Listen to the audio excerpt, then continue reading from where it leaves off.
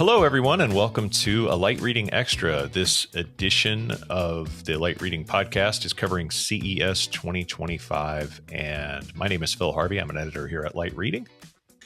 And hey, I'm Jeff Baumgartner, a senior editor at Light Reading. Yeah. And you are also our lone correspondent at CES this year. So for the uninitiated, CES is a multi-day event. It's organized by the Consumer Technology Association. It is probably the largest trade show in the tech world in North America. We cover it at Light Reading so we can gain insights into what kinds of devices and services are going to be using, stressing, and changing the communications infrastructure as we know it. The show last year saw more than 138,000 attendees, according to the CTA. Jeff, you're back. You made it. How chaotic, how crowded did the show feel this year? Yeah, I think I finally have learned, after going to CES so many times, it's good to kind of go on early on Sunday and then leave on Wednesday before the crush, So the real consumers. I kind of helped myself out a little bit. It felt pretty busy. The show has evolved over the years, where it's, at least for me, I'm not spending nearly as much time at the convention center as I used to, because a lot of the meetings I'm having to go to the other side of the strip and, go to the Aria, where all the entertainment and media folks are concentrated. And then others are, have suites at the Venetian or the Vdara, or even the Park MGM. The old Monte Carlo, remember? Oh, right. The one that got on fire? And I know what you're talking about now. Yeah. The Monte Carlo, I think you had called it years ago. Right. So, I remember weird stuff, Phil. That sticks with me. But it felt like it was pretty crowded. But again, it's just so stretched out now. It's kind of, I think it's good in a way, because that way the infrastructure doesn't get as gummed up, as it used to get. Yeah. At least you can, you don't have to, put 2 hours of time in between your meetings if you have to get from one place to another. Yeah. Yeah. It has basically, expanded to envelop the entire city of Las Vegas, or at least the Strip and all the adjacent hotels and area, which is a massive place. Back in the day, it used to be kind of more or less centralized toward the Las Vegas Convention Center, and then the Sands Expo Convention Center. But the problem was that there was this perception of like what kind of company you were, depending on which booth you were able, or what place you were able to get a booth at. And I never felt that made that big of a difference, but it was. But you're right, because they tried so hard to centralize it and contain it, it ended up causing a real problem if you were trying to get from place to place, or if you had meetings in both places in the same day and that sort of thing. Yeah, getting a cab used to be notoriously difficult. It was, it's still not easy, but you've got Uber and Lyft, and that helps. Get you around if you need to. And then the different campuses. Feels like the West Hall at the convention center is where a lot of the companies that we care about are concentrated. A lot of the smart home folks are over at that Venetian Sands area. They said they reactivated the one of the halls, the South Hall. I can't remember. I don't even know what the hell is in there now. I didn't even set foot over there.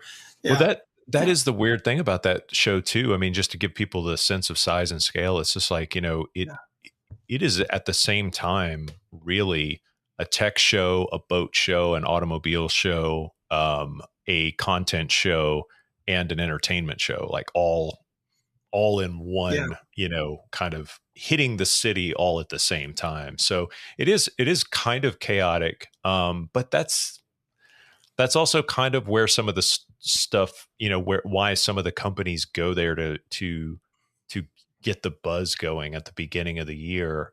There's always at least one mobile provider that's either keynoting or running around announcing stuff that kind of stands out. And I know you ran into the CEO of MobileX, Peter Adderton, and he's definitely he's the guy who founded Boost Mobile. If you don't know, he's definitely out to change how we consume mobile networks in the U.S. So what kinds of things are was he talking about, or what are they doing this year that's new and different? Yeah. I got a chance to talk to him last year when he was spooling up MobileX. And he was really, I guess we'll start with what ended up being my last meeting at CES with Peter. And, he kind of started out talking, hey, we want to lead with our brand. And I'm like, okay, well, just kind of waiting to find out what he meant by that. And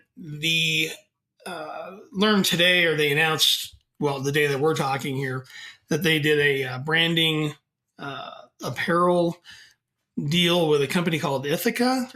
I guess they're like a hip lifestyle brand. I don't know, clothes that the cool kids wear, is what I'm told. So Okay. not me. Apparently it's the younger folks. I Uh-huh. am wearing a MobileX hat that Peter gave me. I don't think it's necessarily tied to I mean, this agreement, but you're starting getting in the first closer. I quarter. But pardon? said you're getting closer to being cool, I guess. I Yeah, mean, I mean, into the time, Yeah, so I guess in the first quarter, they're going to sell hoodies and T-shirts and phone cases, and Peter was wearing a pair of shoes that have that are going to be why does it branded matter that the Ethica service X. has Yeah, well, yeah, why does it matter that a mobile service is selling apparel? I guess I'm trying to figure out, like, how yeah. does that help? Well, I Is it think is in one way, the way they're putting it, that Ethica is a brand that the certain part of the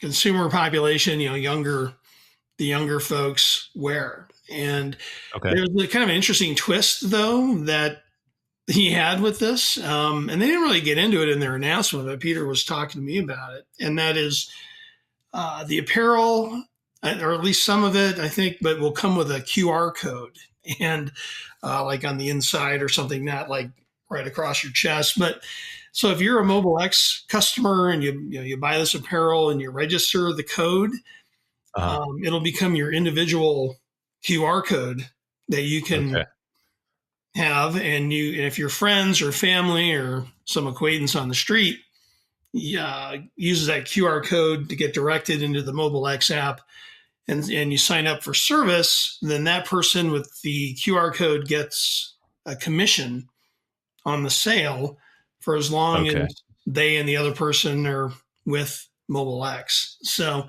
So he's not just doing fan merch. He's doing multi-level marketing, basically. yeah, it's like a sales channel. Yeah. So, Right. yeah, he's like, suddenly your apparel becomes a money making machine, is how he explained it. Well, Yeah. okay, that sounds boy, we are very old and fuddy on this podcast, but I mean, it does sound like it would be a huge appeal to people who brand themselves as influencers, or Yeah. have are trying to cultivate an audience, in a consumer lifestyle segment, whether it be about who they are as individuals or what they do if they travel all the time and that sort of thing. So I guess that makes sense, because it does sound like it's geared toward that type of very online, very social media driven person. Yeah, and it kind of fits, I think what Peter's trying to do with that brand. And Peter, I mean, he's not like a 18-year-old kid, of course, but I mean, he's a very irreverent, excitable, driven type of person, and it's Mm. kind of, it's fun to kind of listen to him talk about, what he's trying to accomplish. But, it definitely makes a good fit, for that company. So it'll be interesting to see how they do going forward, because they're just now starting to getting ready to ramp up their branding or their Okay. marketing, because he said they had to redo their platform, Okay. in recent months. So now that's behind them. So now they can really try to dial it up. Here's why that's interesting to me, because the whole idea of selling mobile service, because they are still just a mobile service provider, but selling that in the US, where we have like more than 100% penetration of mobile services, to devices, and it's just everybody has mobile service, and sometimes two and three services, and so that's harder and harder. So really, instead of new markets, well, there aren't that many new markets. You really just have to take other people's customers, and one way to take their customer is to just keep dropping prices. Boost Mobile, when it launched, it did the whole locking in an insanely low rate for your lifetime, or for the lifetime that you have service with them and stuff like that. We've seen the various you know communications service providers do various takes on that, longer periods of commitment Yeah. and lower prices on a monthly basis. This takes this in a whole different direction and is actually kind of more, like I said, maybe more aimed at a very specific demographic. So it's it's very interesting. It's worth a shot. I mean, that's how I guess that's how you have to think it, and what you have to do to get to kind of cut through the fog of buying mobile services.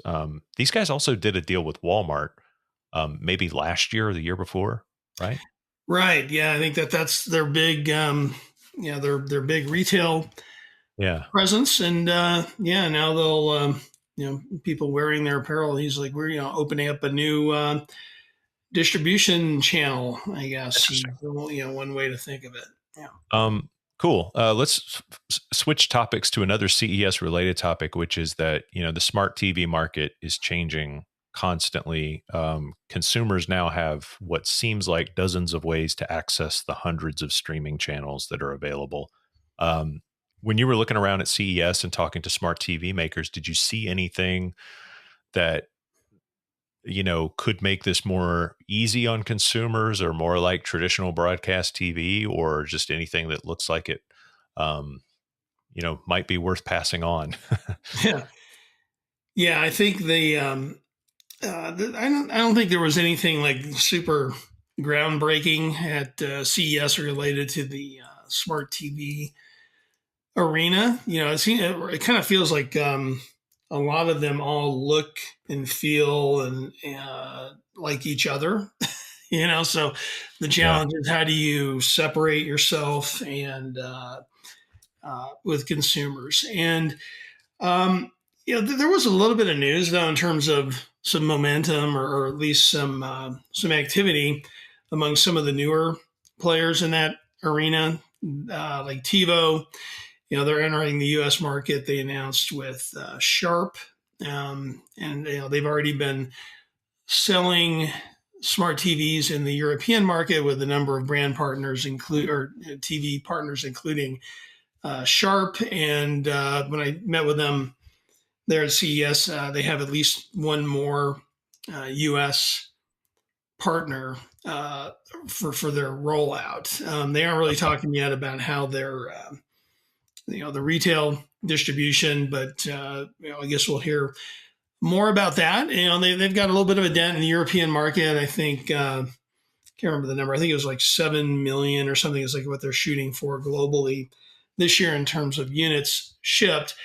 So that part of their business is moving forward, and I think some people at least know the TiVo brand. And then Yeah. Zumo, yeah, the kind of the newer brand on the smart TV market, which comes out of the Comcast Charter streaming joint venture. They also did a deal with Sharp. They announced, and they're going to come out with a new lineup of TVs. I think in the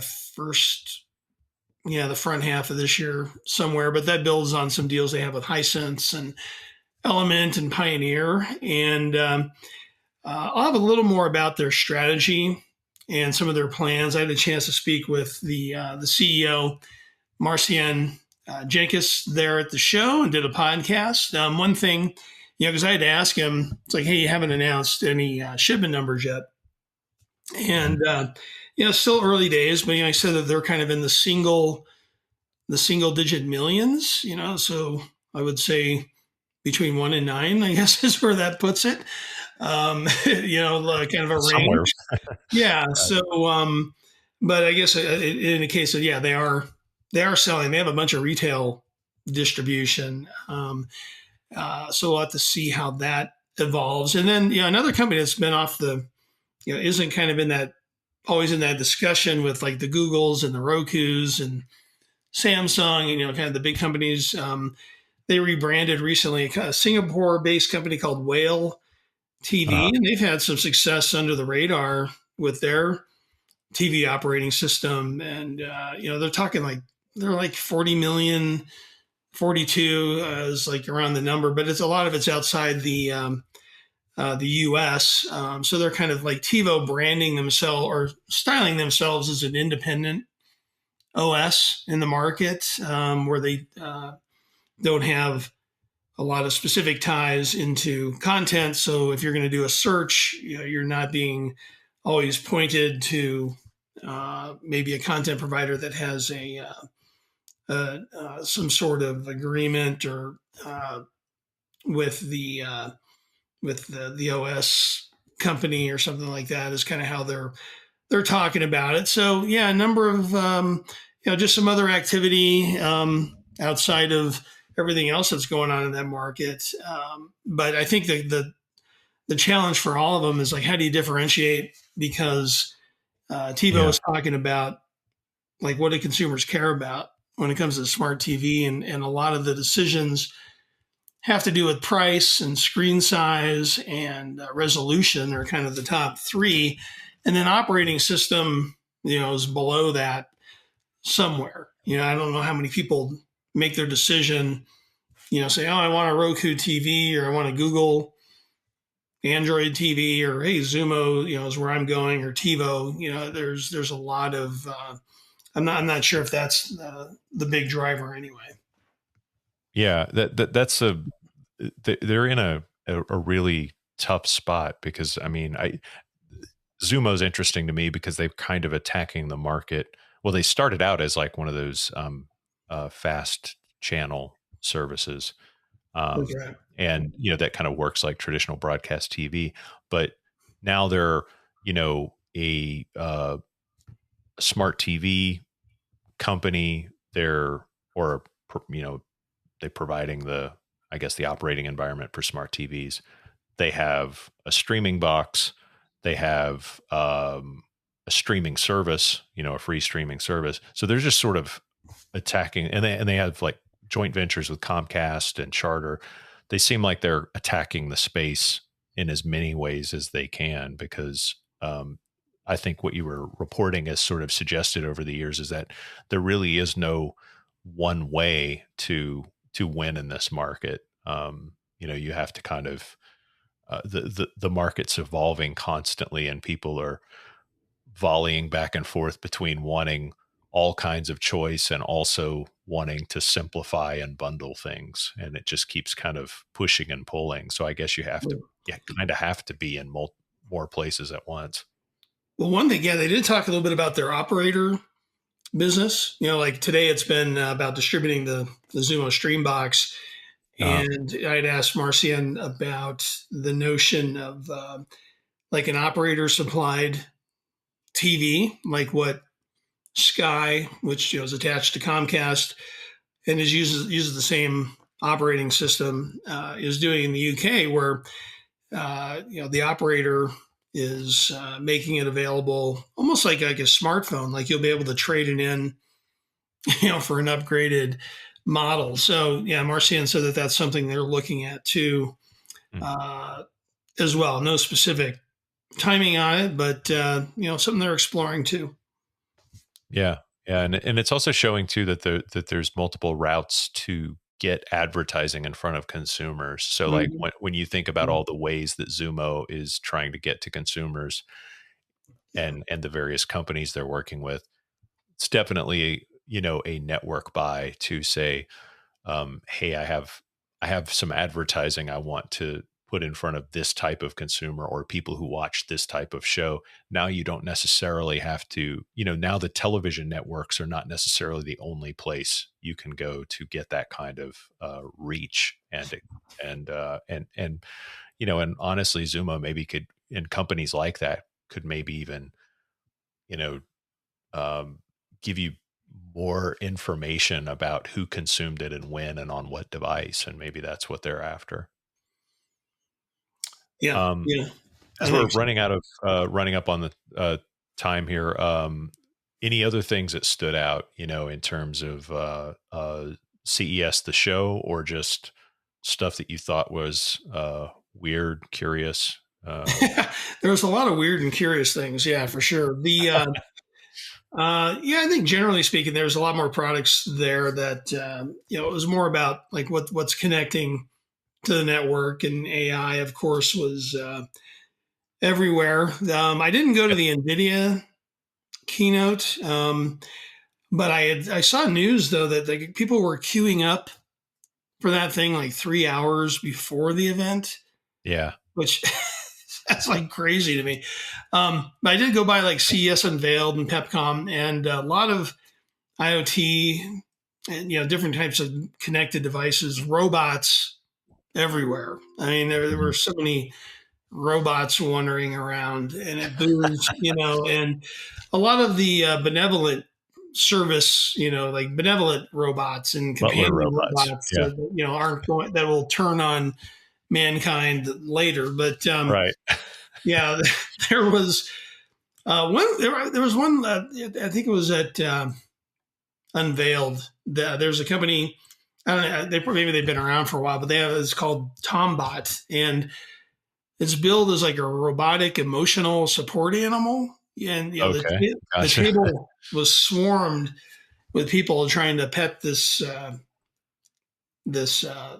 dog, and it was like a Okay. little puppy. It looked like a golden or yeah, and maybe and I was thinking about it, it's like maybe Philip K. Dick was on to something with the androids dream of electric sheep and Blade Right. Runner, and there's going to be this big market for android animals. We're not going to have any real pets anymore. It's gonna it's gonna be all replicant animals to go with the replicant people that they're going to be out for us later.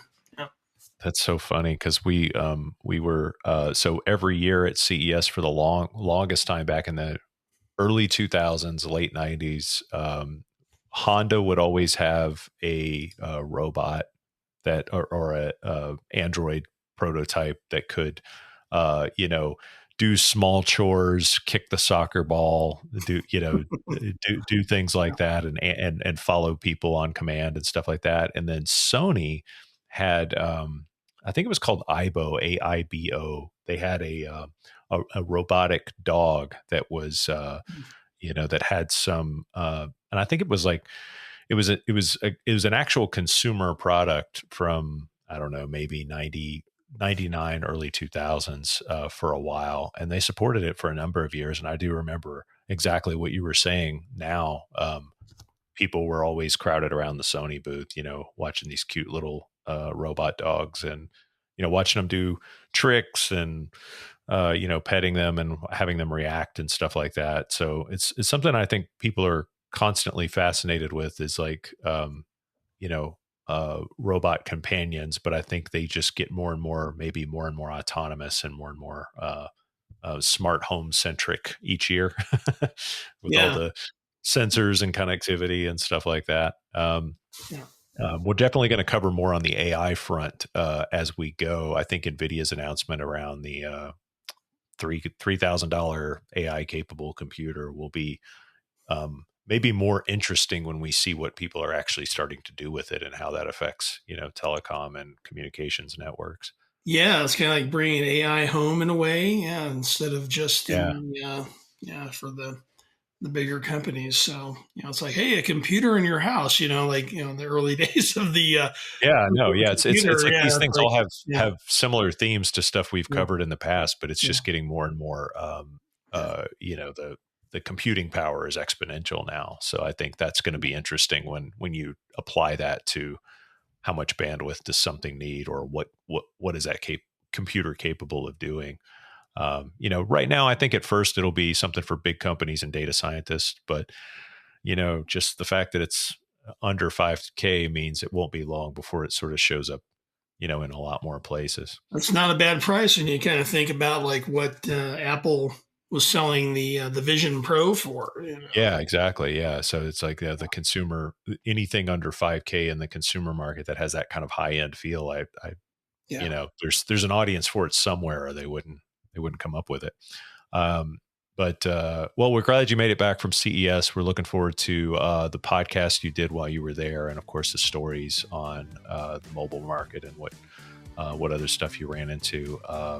Everybody, thanks for listening. You can get the latest podcast. You can get Jeff's articles and everything else in our weekly newsletter. You can subscribe to that at lightreading.com or by following the links in our show notes.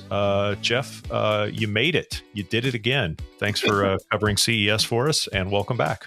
Thanks. Surviving one more. There you go. Thanks.